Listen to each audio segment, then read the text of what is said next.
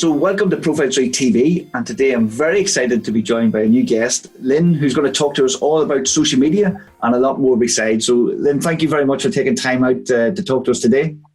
Thanks for having me.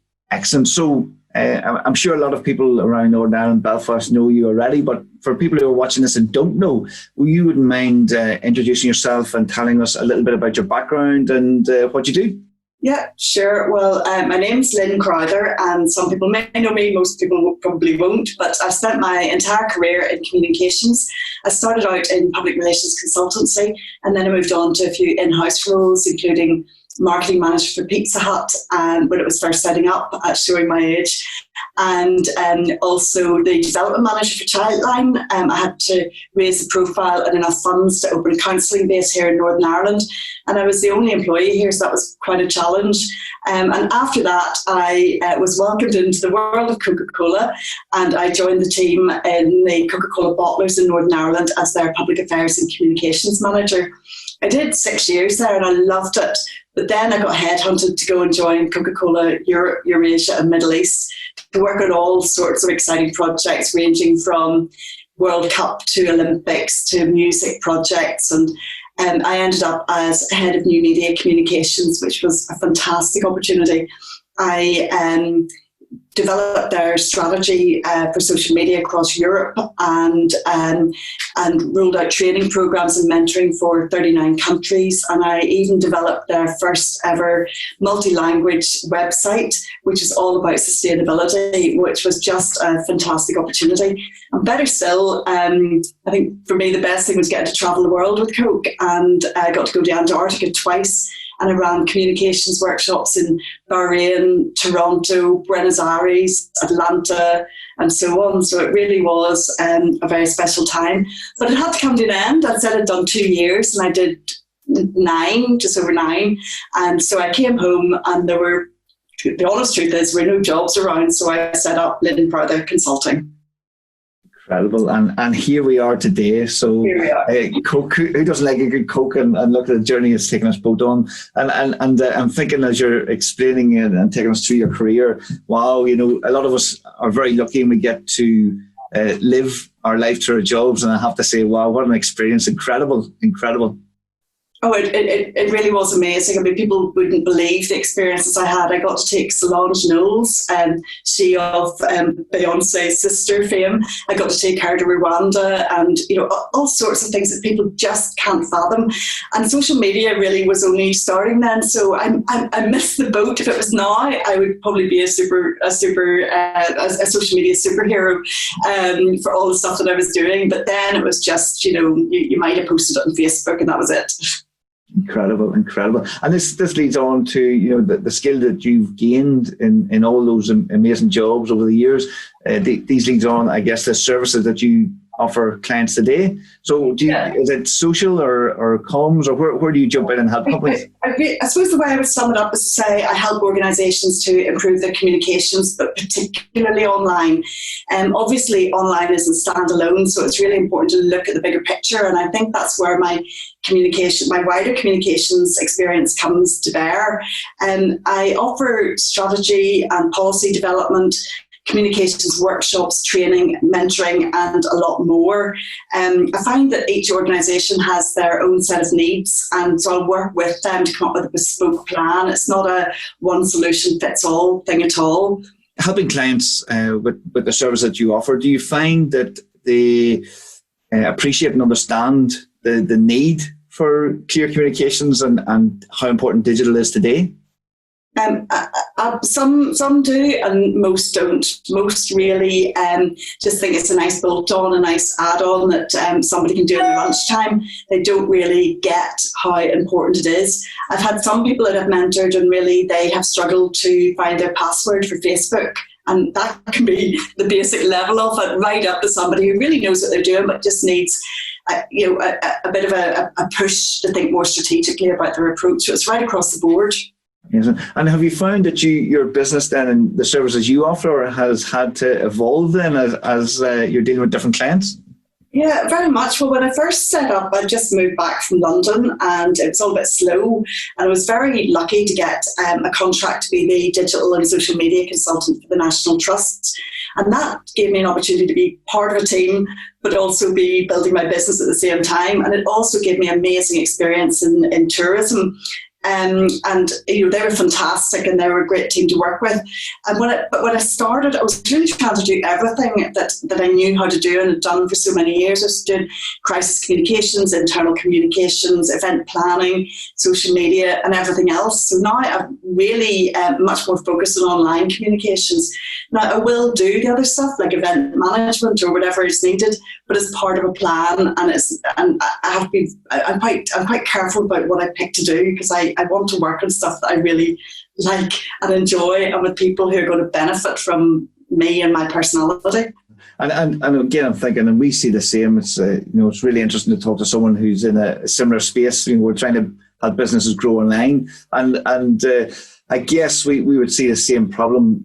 Some companies don't appreciate or realise that social media is still key for business to grow. So, but you would have an opinion that you think that social media is critical for any business to grow today, especially? I do. I think it's critical, and there are several reasons why I think that. I think it's social proof. People do their research online, and when they come across you, their presence reassures them that you're reputable and can be trusted. I think it's a really good way to humanise your brand. There's no corporate speak. You can leave that for your website and really have an opportunity to reach out and connect with your audience. It provides engagement. You can have real conversations with people and it's really two-way. Your competition is using it. Your target market is using it. So you have to be there, or else you're out of the game. We know that Google counts social share as part of its rankings, so that's a real benefit. I suppose the way I see it is that it's the next word of mouth communications. It's word of mouth marketing, rather. It opens up transparency. It provides really good opportunity for customer service, and it really helps your brand exposure. So those are quite a few points, but that just shows you how much I believe in it. Incredible. And have you seen then changes in the social platforms, the algorithms as it change all the time, made achieving engagement for businesses even harder than it has been in the past? Yes, it's much harder. It's the algorithms change all the time, and they do make engagement harder. In particular, once you start paying for engagement, then it's really hard to get organic reach, and that's a big challenge. In 2018, Facebook pledged to put friends and family first. And I totally get that, because most of us are on Facebook to engage with our chums. And sometimes it can be a bit annoying when things keep popping up and you've Googled something and then suddenly it's popping up in your Facebook feed all the time. So I get that, but it's not good news for businesses. Last year, Instagram said they claimed that they never hide posts from people, and that all you have to do is scroll down far enough and you will see the posts from everybody that you follow. But again, that's not good news for businesses, because nobody's going to scroll that far. There's only so far you're going to go, and then you're like, whatever. Yeah, no, and they're totally right. And again, I'm just thinking, businesses, how could businesses, counteract this or combat what's happening with these algorithms? I think there's lots of things that people can do. So the first thing I notice people doing is that they tend to post at the same time every day. We've been told that the optimum times for posting is 9 o'clock in the morning and 1 o'clock, because that's when most people are on there. But actually you can get lost in the volume of messages at those times. So sometimes you get better engagement at posting something at 3 in the morning and you're getting people coming home from a shift, or maybe parents up with a baby. So you need to mix it up a bit. And you also need to take your analytics with a pinch of salt, because they can tell you that you're getting the optimum engagement at, say, 7 o'clock on a Wednesday night. But that could be because you posted something on a Wednesday night at 7 o'clock that was absolutely brilliant and people loved it. So it's never that straightforward. So I would say a couple of things to do as well as the timing is step up your photo quality. Really good photographs get much more engagement, and use more video. Video is key. People love watching videos. People will watch any old video and just get lost in it. And another one that I would say is really important is develop a hashtag strategy. Hashtags are really important. They're little understood and they're underused, and people are not really understanding the value of them. They're putting up things like hashtag bad hair day, but not really understanding how they can drive engagement and grow your following.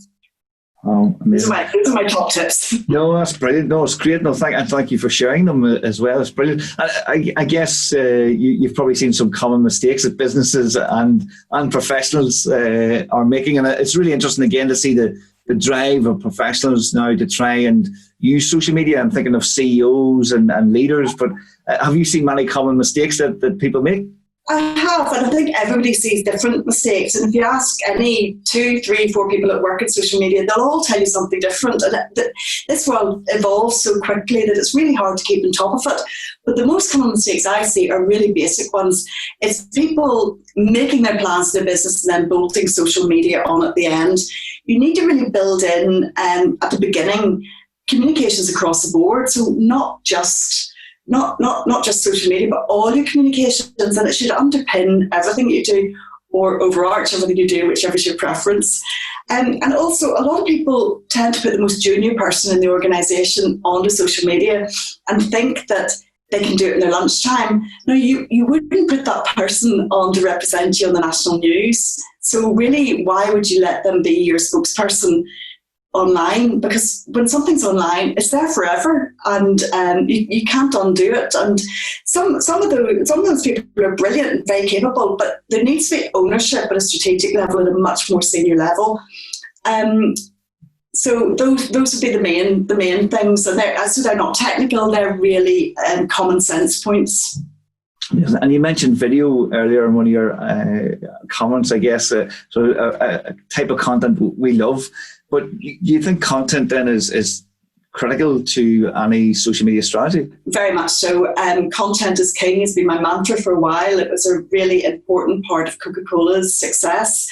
And I think I learned a lot from my 15 years that I was with them. It is key to everything. And the context is put the right content, so be it a press release, a blog post, a tweet, a video, a comment, in front of the right people, and that will get you the right result, which ultimately is more people talking about you and helping you achieve your commercial goals. And if it's not helping you achieve your commercial goals, you have to really ask why you're doing it, because it's not just there as a nice thing to do. It has to help you achieve your goals, and content, the really good content, it will do that. And the key with content is to use it to engage with people and have a really clear call to action. What do you want people to do with that content? What are you asking from them? And just always think about that when you're creating any piece of content. What do I want people to do with this? Incredible, brilliant advice as ever. And obviously we're going through very strange times at the moment with this COVID thing that's going on. Do you think that businesses will actually jump on social media if they're not already, and even change what they're doing to absolutely. Absolutely. I think many people have had to rethink their business models during this very challenging time. And a lot of them have realised how powerful social media is. Some people have really thought outside the box and grabbed this, and they're making a fortune, and other people are lagging behind a bit. But if it's used correctly, it's a really good opportunity to talk to customers and potential customers, get good feedback about what people actually want. Because sometimes what consumers and customers want is not what you think they want. It could be something completely different. So social media is a really good way to get that feedback and engage with people. So I think it's a really key way to move forward, is to make better use of it. Amazing. And I know that you've worked in some incredible large companies, and I can imagine practicing the best of the best, and then you're working and helping small businesses and medium-sized businesses and large, of course, as well today. Is the strategy and what everyone does different, or is it the same? It's the same, and the first thing I show people is Coca-Cola's global strategy, which is on one page of A4 paper, and it's so simple. Whenever people see that, it sort of gives them a sense of ease that that's one of the biggest organisations in the world, and their strategy is really simple. You should be able to write your strategy in a post-it note. It should be around what do you want to achieve, what do you want to say, who do you want to say it to, who's going to say it, and can you resource it? And it's as simple as that. So some people will ask me to write like a 60-page strategy, and that's fine, I'll do it, but it's going to sit on a shelf and never be used. Whereas really you want something that's that size, it's on everybody's desk, and they know what they're doing, and they're very clear about how to engage, when to engage, and when to escalate an issue. Brilliant. Love it. No, that's amazing. And again, learning every day. I never knew that. There you go. So there's hope for us all when we hear this. But again, Joe, and it probably is actually quite hard to get your strategy down to that concise post-it note. That's probably the key. Well, it is. You need very small writing, but but the thing is, if it's like a couple of pages of A4, it will consistently change. So what you write this week will be completely different next month, because some of it you'll have done, and some of it you'll realise that the world has changed or that your goals have changed. So it's constantly evolving. So it's really not appropriate to have a very detailed and fancy document sitting on the shelf. You need a working live document, and you need to think about a calendar as well. You know, when is this stuff going to go live? When are the key moments that you need to be engaging? When is important for your business? When is important for your customers? Be it Easter, Mother's Day, Father's Day, World Kindness Day, whatever day, whatever occasion, you need to have that built into a content plan. I love it. And again, just to ask, what's the next steps for yourself then, and the business? What's next in social? Well, who knows? It's a wonderful, mystical world. I have to say, I love meeting new people and working with them on bespoke plans, making bespoke plans for them. And one of my favourite things is mentoring them to equip them with all the key skills that they need. And when I'm doing mentoring of private companies, I always say to them, my goal at the outset is that they won't need me within the shortest possible time, that I will equip them to do it, because that's a much more sustainable model than paying me to come in and do stuff for them.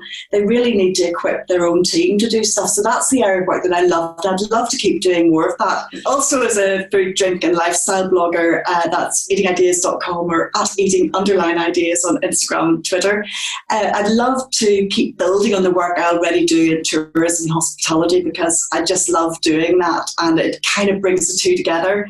With my love for food and drink and my love for Northern Ireland, and that's what I'd like to do more of. But ultimately, I want to work with nice people who I enjoy and respect, and I want to enjoy what I do. Brilliant. And again, what an amazing story. Again, just thinking of all the experience you have, the campaigns that you've run, and how you're taking that to help businesses here, which I think is amazing. So, and social, yeah, wow. And the food blog, I've seen some of your content, incredible. So it makes us all a little bit jealous. If anyone's watching this who would like to reach out and say hello and to check out some of your websites, what's the best way for them to do that? Well, probably to find me on LinkedIn.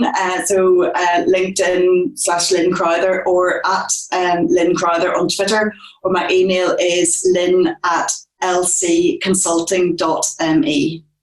Amazing. Lynne, thank you very much for your time today and giving us some insight and golden tips on social media. Really appreciate it. Thanks for having me. I've enjoyed talking to you. Excellent. No, thank you. And thank you for watching. Hopefully you learned something new today, again, as ever, with Lynne today and myself. And if, of course, you're on social media, please do check out Lynne's social media profiles. We have links below this video, so do click through, check out the food blog, check out and connect with Lynne on LinkedIn. And, of course, please do share the video. We'll see you in the next one. Thank you again.